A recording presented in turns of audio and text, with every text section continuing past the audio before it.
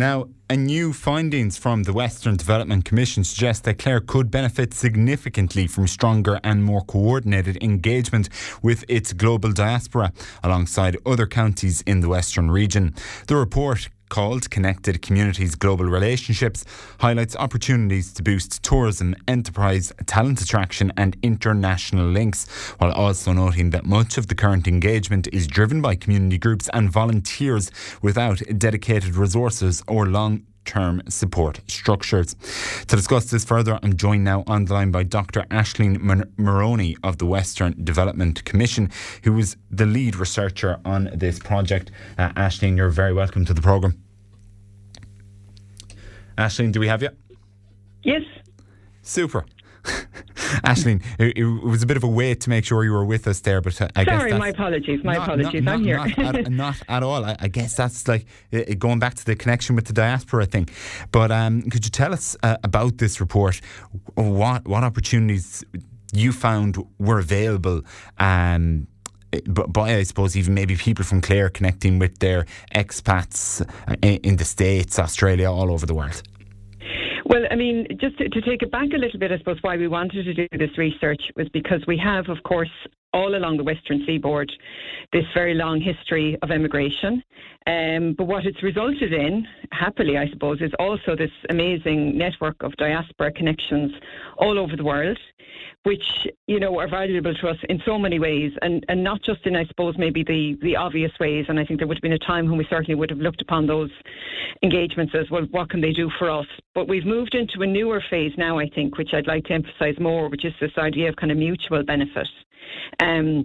Where we have this network of people in other countries and we can draw on them and they can kind of draw on us, and we can stay connected to one another in some of the same ways we used to always did, and people are always at the heart of it, but also in new ways and using kind of new forms of media and all of that. So it's a very interesting time, I suppose, in diaspora engagement, and it's increasingly recognised as a very important aspect of how organisations work and how people can connect to one another. And there's a real kind of soft power in it as well, which is increasingly recognised.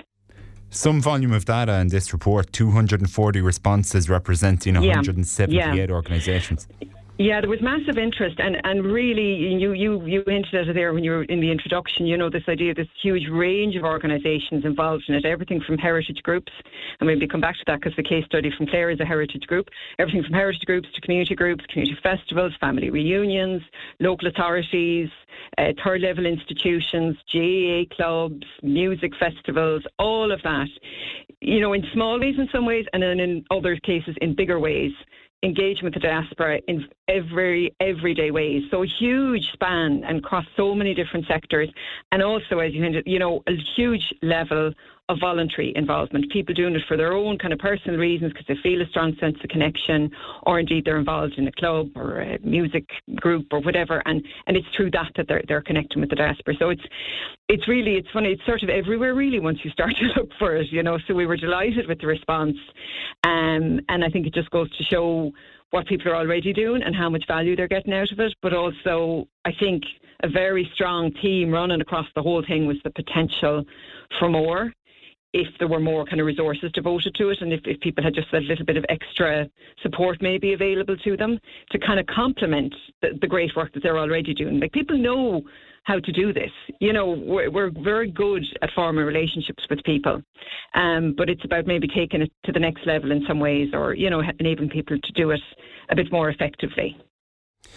And Aisling, is there any concrete examples that we kind of have? Did anybody put forward ideas of, say, how we could boost tourism at home by better connecting with well, I mean, I think one of the, if we use the example of the case study from Clare, which is Kilrush and District Historical Society, I mean, the work they've been doing over many years now has absolutely both, I would say, brought tourists to that area of Clare, but also given the people who come a much deeper and more meaningful experience than simply, coming and staying in a hotel or playing around a golf or whatever it is.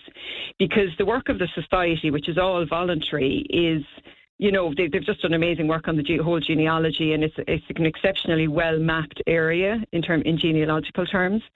So people from the society are able to direct people literally to maybe the very house that their forebears grew up in a way that maybe just wouldn't be possible otherwise. So there was great work there being done in very quiet ways, I suppose, to both attract people to come here, and they've done the various things, like they've got a West Clare Diaspora visitors book.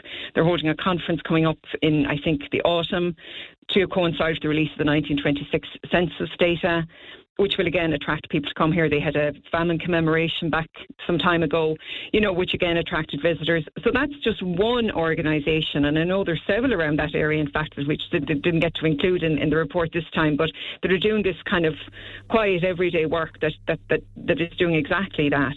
And it's a kind of it's a lot of the kind of tourism that you want as well, isn't it? This sort of slower, more connected tourism, that gives people a sense of real ownership in a place and feeling of real deep connection, that they may come back again, or they may go on, indeed, which happens in some cases, they go on to develop a real interest in a place and will come back multiple times, maybe will support things, all of that. So there's always anything that's connecting people and is getting them interested in one another, and they're having a great experience and all of that.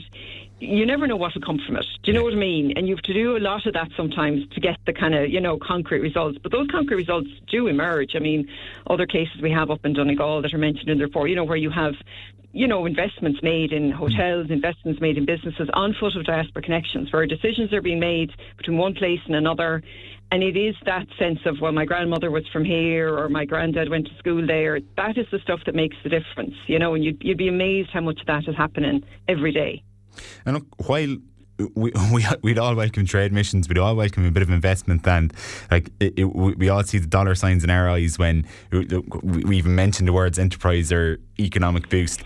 But that story, particularly the Kilrush example there, that really does sound like, and I know that's just one example of the nearly 200 that are in this report, but that really sounds like the most important thing is to create a strong, lasting relationship with 100%. That is probably the key finding, Dara, out of the whole thing, is that relationship is everything.